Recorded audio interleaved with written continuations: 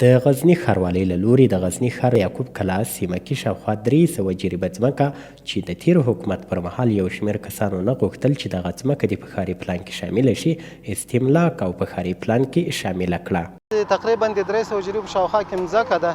او دغه قسمت چې ده د دریم پلان یو توسعوي قسمت ده چې له ډېره وخته راهیسته دلته پاته وه او د بعض جنجالي زورواکانو یا د بعضې خلکو چې دلته میشته دي د هغوی د مزاحمت یا بعضې نور خلک چې مافیا وه دلته لاس درلودل. نو اوس موږ په دې هغه باندې له ولایت مقام سره له ښاروالۍ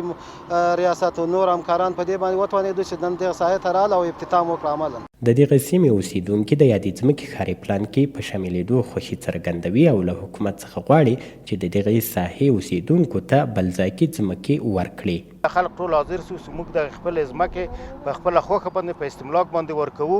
نو د موږ په ځمکه باندې کومه سرک پارک راځي هغه د دولت تیر کړي او هغه نور ځمکې چې پاتې کېږي مستحق اول موږ چې موږ ته د نمرې دلته راکړي. په همدې حال کې د غزني ښاروال وایي دوی تواني کسانو ته خپل حق رسوي. نو اوس دغه اطمینان مو خلکو ته ورکو چې دا خپله ځمکه ده په قطعه نقشه کشي وسي نور چې دلته څومره پرس وي هغه به دلته حق ورته ورسېږي چې نه یې دې په خوښه باندې بل شهرک بل فلاني ساحه کې به دې ته خپل حق ورکړل شي. باید وویل شي چې دغه ځمکه د داود خان د واکمنۍ په مهال په ښاري پلان کې شامله شوې وه خو تر اوسه ویجاړه پاتې وه.